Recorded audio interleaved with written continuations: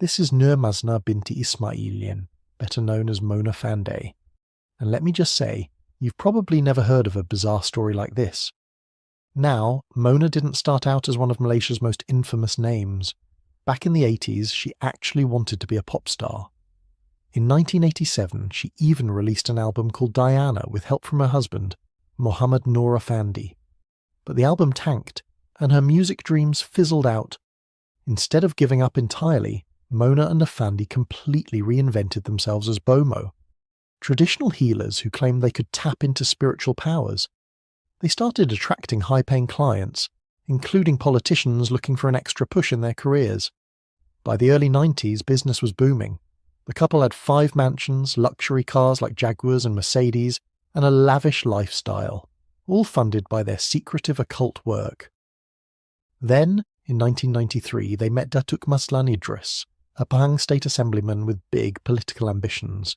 He wanted to be Menteri Besar, chief minister, and he believed Mona could help him. Mona promised him a powerful talisman, a cane, and a songkok supposedly owned by Indonesia's first president Sukarno. The price? 2.5 million ringgit, with half paid up front. Mazlan agreed. A few weeks later, he was gone. On July 2nd, 1993, after withdrawing nearly 300,000 ringgit in cash, Mazlan went to meet Mona in Robe. That was the last time anyone saw him alive. Not long after, Mona and Fandey were on a wild spending spree, buying a brand new Mercedes, gold jewellery and home appliances, all paid for in 1,000 ringgit notes. Mona even checked into a KL hospital for major plastic surgery, leaving her friends wondering why she suddenly wanted a whole new face. But questions started piling up. Where was Mazlan, and why were Mona and Fandey suddenly splurging? The horrifying answer came on July 22nd, 1993. Acting on a tip, police searched a remote rubber estate. Inside a locked storeroom, they broke open a concrete slab and uncovered a gruesome scene. Buried 6 feet down was Mazlan's body, cut into 18 pieces. His head had been severed with 3 heavy blows, there were no signs he fought back, and parts of his body, including his genitals, were missing. Next to the body was what looked like a ritual setup: blood-stained tiles, carved idols, knives, an axe, and clay statues of Hindu gods, including a 10-armed Durga. Bottles nearby even seemed to contain human organs. This wasn't just murder. It looked like an occult sacrifice. The case gripped Malaysia, and the big break came by pure chance. Earlier that month, on July 13th, police had arrested the couple's assistant, Juraimi Hassan, on a minor drug charge. During questioning, Juraimi spilled everything. Juraimi didn't just talk. He drew a rough map of the storeroom and took police straight to Mazlan's grave. By late October 1993, the whole plot was starting to come apart. Even Nur Fandey, Mona's husband, eventually gave in and personally led detectives to the exact burial spot. When officers dug under that locked shed, about 5 feet down, they brought up what was left of Mazlan piece by piece. Every day seemed to reveal something new. Witnesses from Mazlan's office confirmed that on the day he disappeared, he'd cashed personal checks worth 289,000 ringgit. Hotel staff remembered seeing him in a taxi with Nur Fandey that same night, July 2nd. Surveillance footage even caught Mona buying gold jewellery, one piece engraved with Mazlan's name. The forensic evidence painted a brutal picture. Pathologists testified that Mazlan had been lured to the house, killed instantly by a massive blow to the neck, and had never even fought back, a sign he'd trusted his killers. Fast forward to September 1994, about 15 months after the murder, and the 3 accused finally stood trial at the Temelo High Court: Mona, Nur Fandey, and Juraimi. Before a 7-person jury, all 3 pleaded not guilty. The prosecution wasted no time setting the scene. They claimed Mazlan had been tricked into thinking he was taking part in a black magic ceremony to boost his political career, complete with a flower bath and chanting. In reality, it was a carefully staged trap. Prosecutor Zakaria Sam told the jury that Mona had asked Mazlan to lie down in a candlelit bathroom, place a fresh orchid on his forehead, and wait for a mysterious voice.